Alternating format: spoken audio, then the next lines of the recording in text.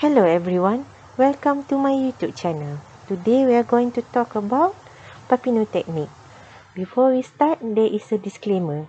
This video is for informative purpose only.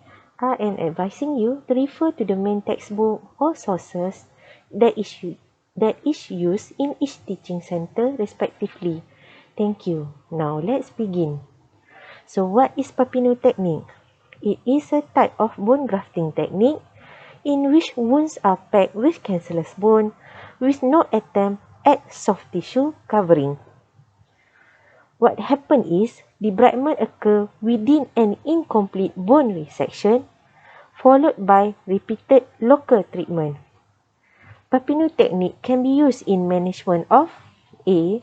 Chronic osteomyelitis bone, post-sequestrectomy with presence of bone defect, B. Infected non-union cases. Bone need to be stabilized first.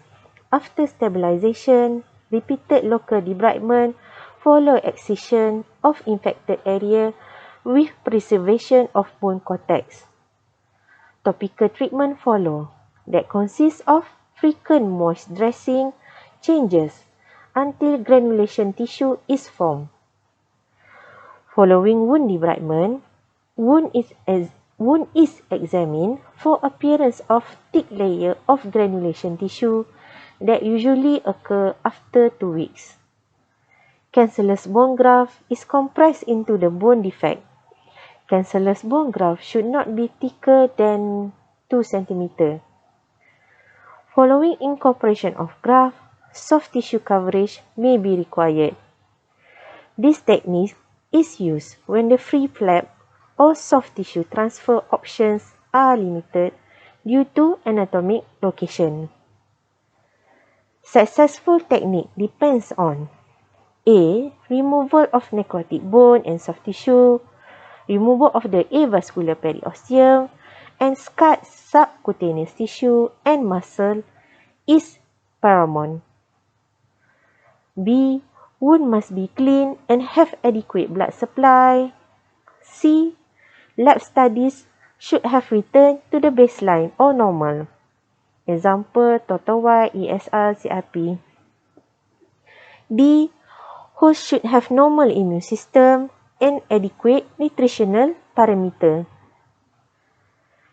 In classical Papineau technique, cortical cancellous bone graft are used, but in modified Papineau technique, exclusive cancellous bone graft is used with addition of a vacuum-assisted closure device and moist to dry dressing changes. I am going to add some additional notes.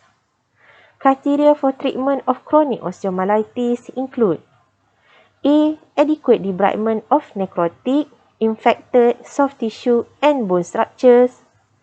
B. Preserve or create bone stability. C. Eliminate dead space. D. Adequate antibiotic therapy. E. Appropriate soft tissue coverage. For A, aim of bone debridement is to arrest the infection, reduce the pain, and retain limb and function. The fracture site was debrided to excise all infected and devitalized tissue with a safety margin of at least 5 mm. Debridement done till you reach a healthy bone, which is described as punctate bleeding over the bone, or we call it paprika sign. All retained hardware was removed. Transverse square osteotomy of bone ends was performed to increase bone contact surface area. The osteotomy was performed so that the bone ends were cut shorter than the skin edge, which is hanging like a curtain to cover the bone ends. Soft tissue curtain. The medullary cavity was rimmed on each side with removal of all the dead bone and infected granulation tissue. For bone stability, the question is, if there is an extensive sequestrectomy done, When do you fix to stabilize the bone? If the instability issue arises, then there is a need for stabilization at the time of debridement. This can be achieved via external fixator or Ilizarov. Stable bone is important to minimize bone movement to control infection by reducing edema. Stabilization also helps in wound management. So how much sequestrectomy that is done that needs stabilization is more than 2/3 or 70% of bone sequestrectomy has been done. So lastly, how to reduce or eliminate the space. So the method include either 1.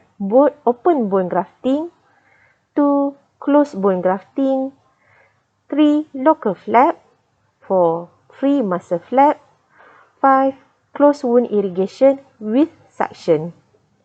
So, okay, that's all for today. See you next time. Bye.